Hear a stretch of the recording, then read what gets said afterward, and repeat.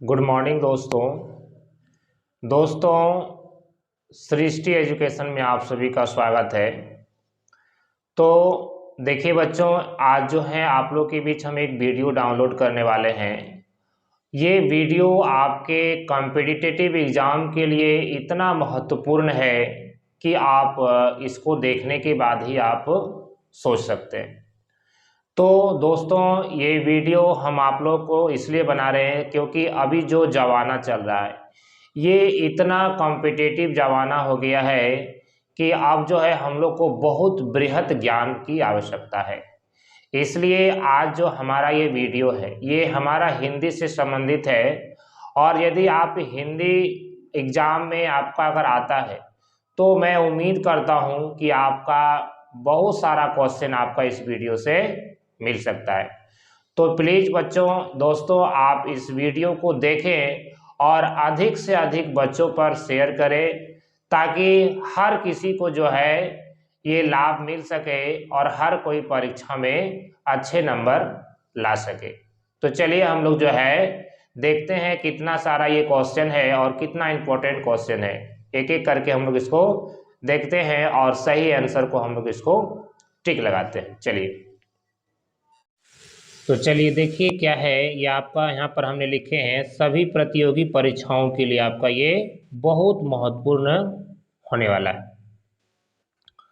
तो देखिए चलिए हम लोग पहला क्वेश्चन को देखते हैं। क्या देखिए, इनमें से वीर गाथा काल के हैं। कहने का मतलब है वीर गाथा काल के कवि कौन है? कबीर, सूर, तुलसी, चंद बरदाई। तो बच्चों देखिए यहाँ पर इसका आंसर आपका ये डी नंबर का हो जाएगा। ठीक है, हमने पहले से सारा टिक लगा दिए हैं ताकि हम वीडियो बनाने में ज़्यादा देर ना हो। तो देखिए ये आपका हो गया, इसका आंसर चंद बरदाई होगा। इसको आप याद कर लीजिएगा। कहता है बीजक। देखिए ये हर एग्जाम में आपका हिंदी में पूछता है। बीजक के रचयिता कौन है? तो ये कबीरदास है। ये बहुत फेमस इनकी जो है रचना है कबीरदास की, और ये आपका बीजक हो गया। आगे देखिए, इनमें से अवधी भाषा के कवि हैं, ये आपका जायसी हो जाएगा। बच्चों हमने सारा ऑप्शन को आपको पढ़कर नहीं सुनाएंगे क्योंकि अगर सारा ऑप्शन बोलने जाते हैं तो वीडियो काफ़ी लंबा हो जाएगा। तो मैं उम्मीद करता हूं कि आपको कम समय में आपको बहुत सारा ज्ञान आपको मिल सके। ठीक है, चलिए आगे बढ़ते हैं। देखिए क्या है, अखरावट के रचयिता हैं, तो अखरावट की आपका हो जाएगा जायसी।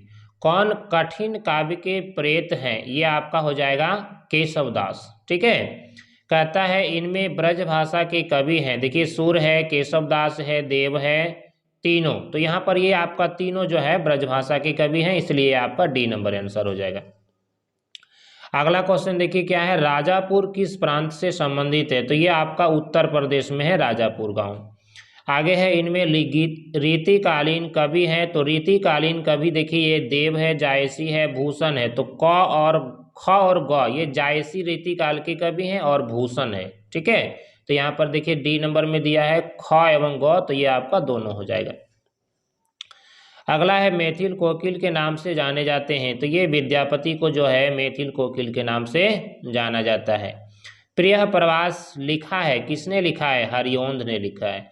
इनमें छायावादी कवि हैं। देखिए ये प्रसाद का है। छायावादी कौन है? तो प्रसाद है। प्रसाद, पंत, निराला, महादेवी वर्मा, चार जो है छायावाद के स्तंभ हैं जिसमें प्रसाद का नाम आता है।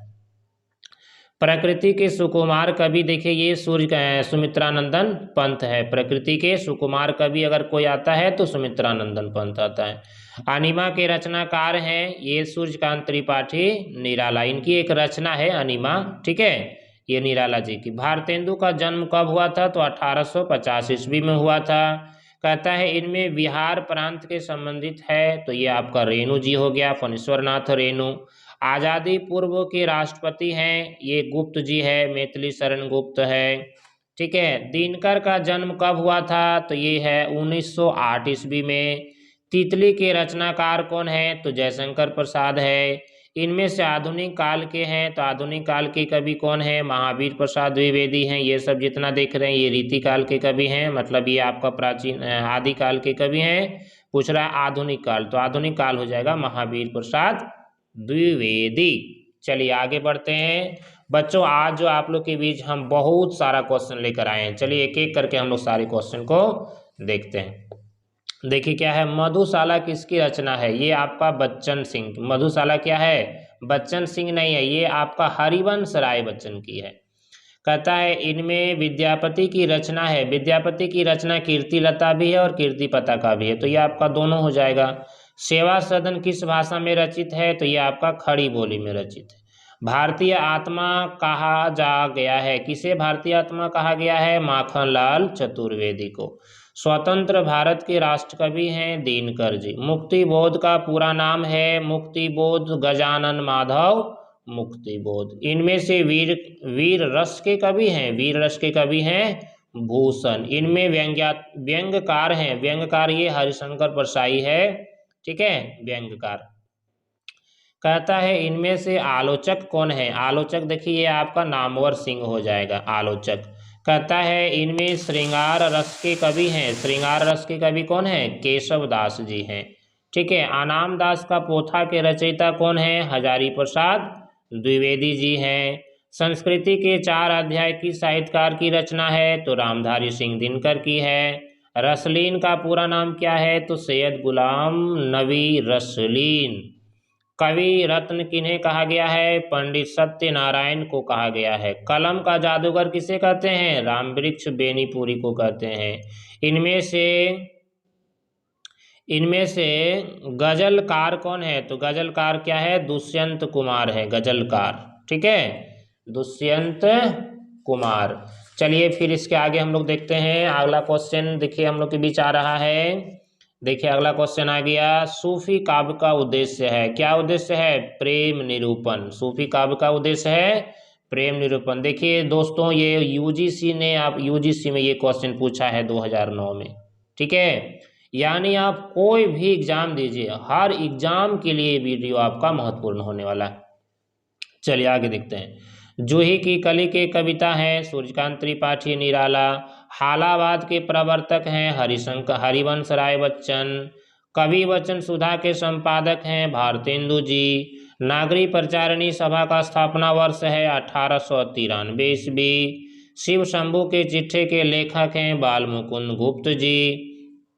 हंड ब्रह्मांड चहोड़िया भानु बेसिया अंग अन्न, इनमें किसकी रचना हुई है? तो ये गोरखनाथ ने किए हैं रचना। इनमें से कौन सा युग्म संगत है? संगत मतलब सही है, तो बिसल देवरासो नरपति नाल, ये आपका सही है, बाकी ये तीनों गलत है। इनमें से कौन सा युग्म संगत नहीं है? संगत नहीं है मतलब जो मेल नहीं खाता है, बेमेल है। तो देखिए ये दशरथ नंदन जगदीश चंद्र माथुर, ये आपका सही जवाब है, यानी ये गलत है। यहाँ पूछ रहा संगत नहीं है, तो ये आपका सी नंबर हो जाएगा। अगला क्वेश्चन देखिए। जब लो नसानी अब न नसेहो, किसकी उक्ति है? ये तुलसीदास जी की है। उद्धव शतक किसकी रचना है? गया प्रसाद शुक्ल सनेही की है। इनमें से कौन सी रचना केशव दास की नहीं है? तो ललित ललाम जो है केशव दास की नहीं है। चलिए अगला क्वेश्चन हम लोग देखते हैं।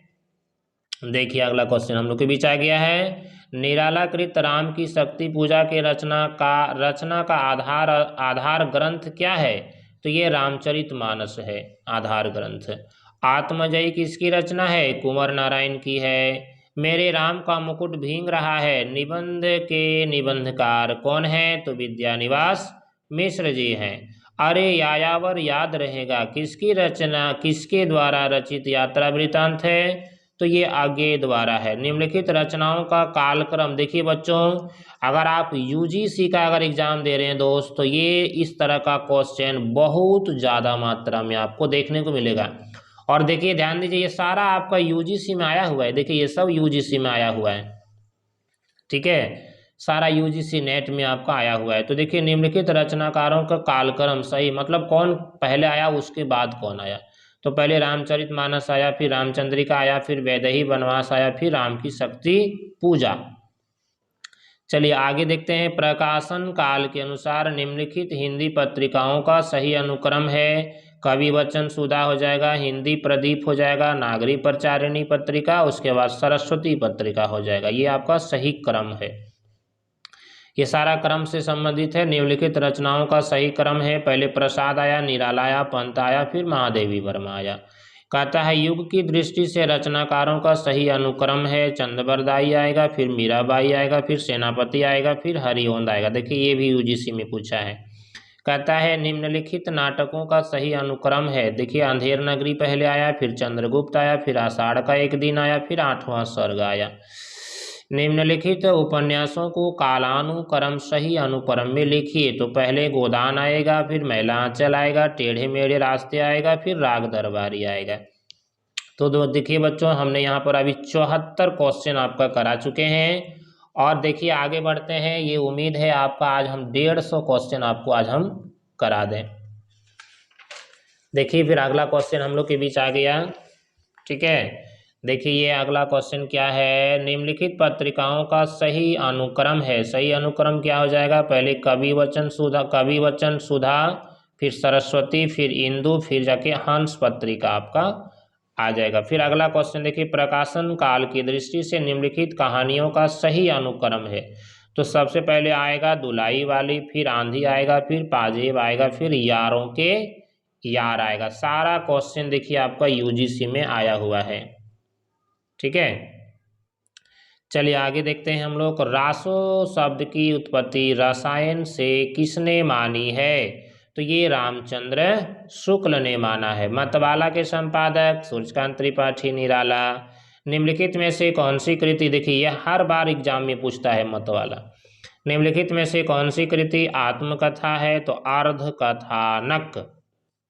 अगला क्वेश्चन देखिए निम्नलिखित नाटकों का सही अनुक्रम है, यानी नाटक को सही करके सही क्रम में हमको व्यवस्थित करना। तो सबसे पहले कोणार्क आएगा, फिर भारत दुर्दशा आएगा, फिर राजश्री आएगा, फिर खजुराहो का शिल्पी आ जाएगा। निम्नलिखित रचनाकारों का सही अनुक्रम क्या है? भगवती चरण वर्मा, बच्चन, आज्ञेय, नरेंद्र शर्मा आ जाएगा। चलिए आगे है ज्ञानपीठ पुरस्कार प्राप्त करने वाले रचनाकारों का सही अनुक्रम। सबसे पहले दिनकर जी आएंगे, फिर आज्ञे आएंगे, फिर निर्मल वर्मा आएंगे, फिर कुंवर नारायण जी आएंगे। उसके बाद देखिए क्या है, इनमें से कौन अष्टछाप के कवि नहीं है? तो अष्टछाप के ये मलुक दास नहीं है। सूरदास है, परमानंद दास है, कुम्भन दास है, लेकिन मलुक दास जो है नहीं होगा आपका आंसर। इनमें से कौन सी प्रगतिवादी नहीं है? तो ये आपका त्रिलोचन हो जाएगा, प्रगतिवाद के नहीं है। बाकी ये तीनों आपका प्रगतिवाद के हैं, केशव केदारनाथ भवानी प्रसाद और शिव मंगल सिंह सुमन। चलिए फिर हम लोग आगे आते हैं। देखिए अगला क्वेश्चन है इंदु पत्रिका के संपादक का क्या नाम है? तो ये आपका अंबिका प्रसाद गुप्त हो गया। आवारा मसीहा किसके जीवन पर आधारित है? तो ये शरद चंद्र हो जाएगा। इनमें से कौन सी रचना नाट्य काव्य नहीं है? तो परशुराम की प्रतीक्षा ये आपका नाट्य काव्य नहीं है। निम्नलिखित रचनाओं का सही अनुक्रम बताइए। पहले प्रिय प्रवास आ जाएगा, साकेत आ जाएगा, कामायनी आ जाएगा, फिर कुरुक्षेत्र आ जाएगा। प्रकाशन काल की दृष्टि से हिंदी पत्रिकाओं का सही अनुक्रम, पहले आनंद कादम्बिनी आया, फिर ब्राह्मण आया, फिर भारतोदोत आया, फिर हरिश्चंद्र मैगजीन, ये आया आपका सही क्रम हो गया। चलिए हम लोग आगे देखते हैं 90 नंबर क्वेश्चन। निम्नलिखित रचनाकारों का सही अनुक्रम रेखांकित कीजिए। इलाचन जोशी, उपेंद्र नाथ अस्क, मोहन राकेश, नरेंद्र कोहली, ये आपका हो गया सही क्रम। रामचरितमानस के कांडों का सही अनुक्रम है। सबसे पहले देखिए ये कौन कौन से रामचरितमानस में 7 कांड हैं, लेकिन कौन कांड पहले आया है? पहले बालकांड आया, फिर अयोध्या कांड आया, फिर अरण्य कांड आया, फिर किष्किंधा कांड आया। यहाँ पर जिसके अनुसार दिया गया है उसके अनुसार ये आपका सही जवाब होगा।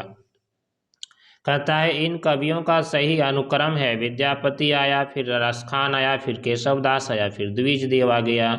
आगे देखिए सूफी प्रेमाखान काव्य परंपरा के आराध्य के प्राय किन रूप में देखा गया? तो ये प्रेमी के रूप में देखा गया। ठीक है, देखिए बच्चों कितना क्वेश्चन हो गया आपका 93। 94 देखिए क्या है, रस गंगाधर के रचयिता कौन है? तो ये पंडित जगन्नाथ दास रत्नाकर, पंडित जगन्नाथ। ठीक है, 94 नंबर क्वेश्चन आपका ये हो गया। देखिए आगे 95 क्वेश्चन क्या है। कहता है निम्नलिखित में से कौन तार सप्तक का कवि नहीं है? तो ये शमशेर बहादुर सिंह जो है तार सप्तक के कवि नहीं है। निम्नलिखित में से कौन मिश्र बंधुओं में से नहीं है? मिश्र बंधुओं में से नहीं है, तो ये कृष्णा बिहारी मिश्र जो है ये मिश्र बंधुओं में शामिल नहीं है। आंधा युग किस नाट्य विधा के अंतर्गत आता है? तो ये गीति नाट्य के अंतर्गत आता है। चलिए आगे देखते हैं। देखिए क्या है, दो राह समय के रथ का घर घर नाद सुनो, सिंहासन खाली करो की जनता आती है, किसकी कविता से उद्धृत है? ये रामधारी सिंह दिनकर द्वारा रचित है। सरहप्पा का संबंध निम्न में से किससे है? तो सिद्ध साहित्य से है सरहप्पा। निम्नलिखित में से कौन अष्टछाप के कवि नहीं है? तो ये देखिए कुम्भन दास नहीं है, सूरदास है, नंददास है, सुंदरदास है, कुम्भन दास नहीं। बिहारी किस धारा के कवि हैं? तो गीति मुक्त कवि हैं बिहारी, रीति मुक्त, गीति मुक्त बोल रहे हैं, सॉरी। इनमें से कौन सी रचना हरिशंकर परसाई की नहीं है? तो ठिठुरता हुआ गणतंत्र, ये हरिशंकर परसाई की रचना नहीं है। चलिए आगे देखते हैं हम लोग। एक बूंद सहसा उछली किस विधा की रचना है? ये यात्रा वृतांत है। मेरे राम का मुकुट भींग रहा है किसकी रचना है? विद्यानिवास मिश्र का है। छायावाद की निम्नलिखित विशेषताएं बताइए। देखिए ये बच्चों इस तरह का क्वेश्चन आता है। देखिए यहाँ पर आपका ये डी नंबर का आता है, क ग ग सही, घ आंशिक सही, यानी क पूर्ण रूप से सही है, ख भी सही है और ये भी सही है, लेकिन ये छायावाद रहस्यवाद का पर्याय है, ये आपका आंशिक रूप से सही है। तो ये आपका डी नंबर का आंसर हो जाएगा।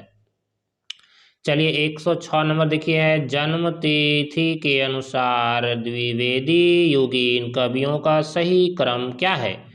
तो ये आपका देखिए यहाँ पर क्वेश्चन है। देखिए इसका आंसर देखिए आपको हम लाते हैं। देखिए ये आंसर आपका है अयोध्या सिंह उपाध्याय हरिओम, मैथिली शरण गुप्त, श्रीधर पाठक और राम नरेश त्रिपाठी, ये आपका सही क्रम हो जाएगा। फिर देखिए आधुनिक हिंदी की निम्नलिखित कृतियों का प्रकाशन काल की दृष्टि से सुमेलित कीजिए। तो बच्चों ये क्वेश्चन देखिए मिस्टेक हो गया है, ये छूट गया है। चलिए इसके आगे बढ़ते हैं हम लोग। कहता है प्रकाशन वर्ष की दृष्टि से निम्न पत्रिकाओं का सही अनुक्रम है कवि वचन सुधा, सरस्वती, चांद, हंस, ये आपका सही हो जाएगा। कहता है इन काव्यों का सही अनुक्रम क्या है? तो ये प्रिय प्रवास हो जाएगा, झरना हो जाएगा, राम की शक्ति पूजा हो जाएगा, फिर लोकायतन होगा। बच्चों जो आपने यूजीसी का तैयारी कर रहे हैं उसके लिए अति महत्वपूर्ण वीडियो है, और आपका कल जो है यूजीसी का एग्जाम भी है, इसीलिए हम तैयारी कर रहे हैं और उसी के दौरान ये वीडियो भी हम बना रहे हैं। आह्लाह किस ऋतु में गाया जाता है? तो ये वर्षा ऋतु में गाया जाता है। राम रनमल छंद के रचनाकार कौन हैं? तो श्रीधर पाठक हैं। गौरख जगायो जोग भक्ति भगायो लोग के रचयिता हैं कबीरदास। जयदेव से प्रभावित विद्यापति की कौन सी रचना है? तो पदावली है विद्यापति की पदावली। मीराबाई की उपासना किस प्रकार की है? तो माधुर्य भाव की है। इनमें से कौन ज्ञानश्री शाखा के कवि नहीं है? तो ये मलुकदास ज्ञानश्री शाखा से नहीं है। भ्रमर गीत प्रसंग की कथा का वर्णन भगवत के किस संबंध से है? तो ये 10वें स्कंद से है। रसखान किसके शिष्य हैं? तो गोस्वामी विट्ठलनाथ के शिष्य हैं। बिहारी लाल किस राजा के आश्रित कवि थे? महाराज जय सिंह के दरबारी कवि थे बिहारी लाल।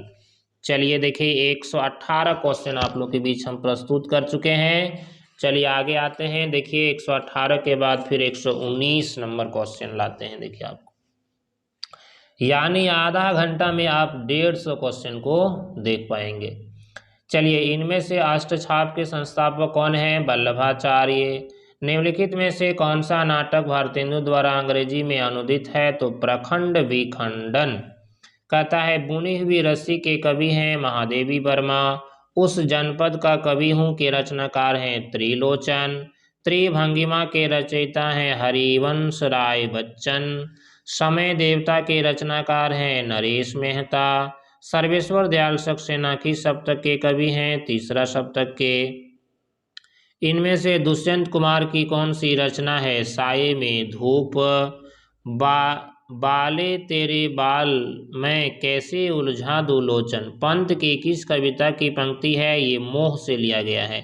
मुझे फूल मत मारो किस कवि की पंक्ति है? ये आपका गुप्त जी के है, ठीक है, मैथिली शरण गुप्त। नौका विहार में पंत ने किस नदी का वर्णन किया है? तो ये गंगा नदी का वर्णन किया है। किलात किस महाकाल का पात्र है? कामायनी का पात्र है। इनमें से कौन सी रचना पंथ की नहीं है? तो स्वर्ण किरण हो जाएगा। कहता है कामायनी के अंतिम सर्ग का क्या नाम है? तो ये आनंद हो जाएगा इसका आंसर। देखिए चलिए हम लोग का 30-32 तक क्वेश्चन हो गया। चलिए आते हैं 133 नंबर क्वेश्चन। देखिए कहता है इनमें से कौन प्रयोगवादी नहीं है? तो ये दिनकर हो जाएगा, प्रयोगवादी नहीं है। साकेत की रचना किस वर्ष हुई थी? 1932 ईस्वी में। इनमें से कौन सी रचना मैथिली शरण गुप्त की नहीं है? तो एक कंठ विश्व पाई।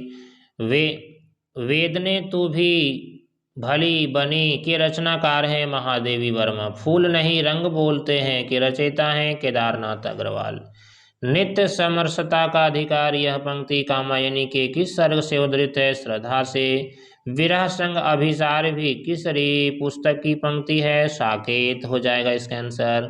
निराला की वह पुस्तक बताइए जिसमें राम रावण युद्ध का वर्णन हुआ है? तो राम की शक्ति पूजा। निम्नलिखित पंक्ति किस कवि से है? मानस मंदिर में सती पति की प्रतिमा थाप। तो ये आपका गुप्त जी की हो जाएगा। निम्नलिखित पंक्ति किस कवि का है? किस कवि की है? दुख की पिछली रजनी बीच विकसता सुख का नवल प्रभात। ये आपका निराला जी की रचना हो जाएगा। निम्नलिखित पंक्तियां किस कवि की है? सुबह का सूरज हूँ मैं ही चांद मैं ही शाम का। ये निराला जी की रचना। निम्नलिखित पंक्ति किस कवि की है? अवलोक रहा है बार बार नीचे जल में निज महाकार। ये गुप्त जी की रचना हो गया। निम्नलिखित पंक्ति किस कवि की है? लग रहा है क्यों वृथा कलंक खुला कैसे आकृति का द्वार। ये हरिओंद की रचना है। बच्चों दोस्तों ये सारा देखिए यूजीसी में ये सारा क्वेश्चन आपका पूछा है। यदि आप नेट का तैयारी कर रहे हैं तो ये वीडियो आपके लिए बहुत ज़्यादा हेल्पफुल हो सकता है। तो बच्चों आज के लिए हमने इतना सारा क्वेश्चन रखा, लगभग 145 क्वेश्चन, ठीक है। और देखिए बहुत कम समय में आपको इतना सारा क्वेश्चन हम उपलब्ध कराएं। बच्चों यदि हम इसका व्याख्या करने जाते हैं तो लगभग आपका 3 से 4 घंटा लग जाता, और 4 घंटा वीडियो आपको देखने के लिए आपको समय नहीं मिलेगा। इसलिए हमने रिवीजन के तौर पर ये वीडियो आप लोग के बीच प्रस्तुत किए हैं। उम्मीद है आप लोग को ये पसंद आया होगा। तो बच्चों जो भी नेट का तैयारी कर रहा है, आपके दोस्त यार सगा संबंधी, उनको ये वीडियो ज़रूर शेयर कीजिएगा ताकि परीक्षा में अगर वो पास हो जाए आपकी कृपा से तो आपको ज़िंदगी भर याद करेंगे।